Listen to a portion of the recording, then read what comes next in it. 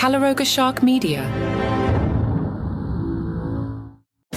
From Washington, D.C., where Trump is taking on Charlamagne, this is Ballot. How do I get Trump to get mad at my show?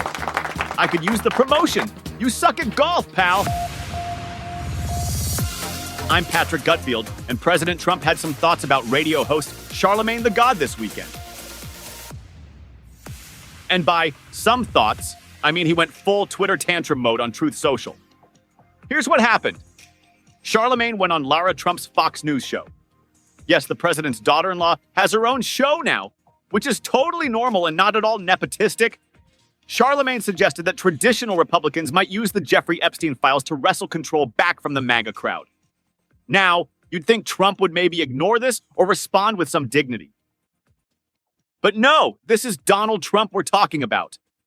The man who once stared directly into a solar eclipse, decided the best course of action was to call a radio host a sleazebag on social media.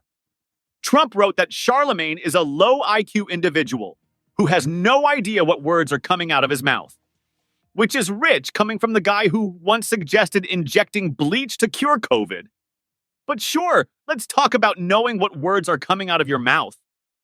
The president then went on this bizarre tangent about ending 5 wars, including something about a 31-year bloodbath between the Republic of the Congo and Rwanda, where 7 million people died.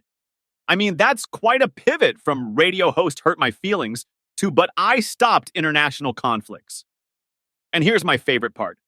Trump actually questioned why Charlamagne is allowed to use the word God in his name. Can you imagine being so petty that you're gatekeeping the word God?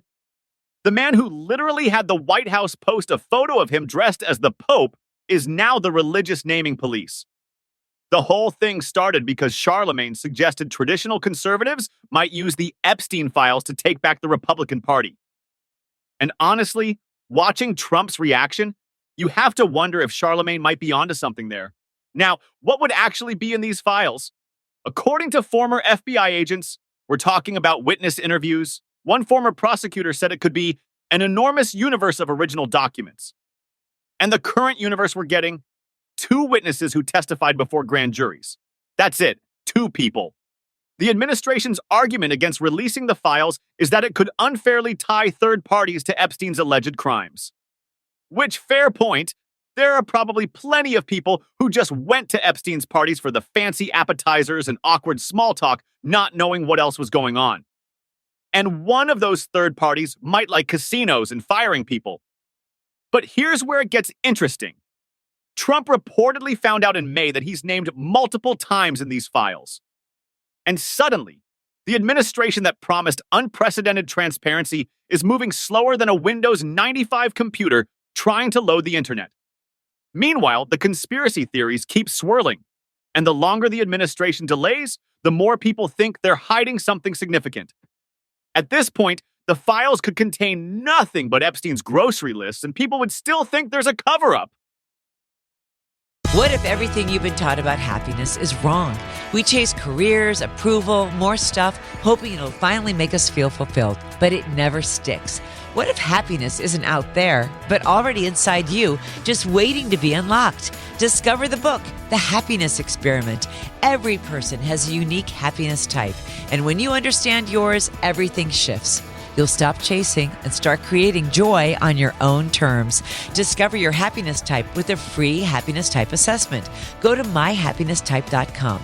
That's myhappinnesstype.com. It takes just a minute and it might change your life. Then grab your copy of The Happiness Experiment at Books A Million. This isn't just a book, it's a practical framework, a journey inward. It's a tool to help you reconnect with the happiness that's been waiting inside you all along.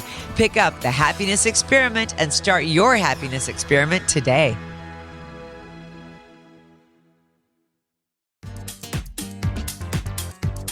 Yahoo reports a story that proves revenge is a dish best served with proper paperwork. Tiah McCreary bought a used Kia from Taylor Kia of Lima, Ohio. A month later, they repossessed it when her loan fell through.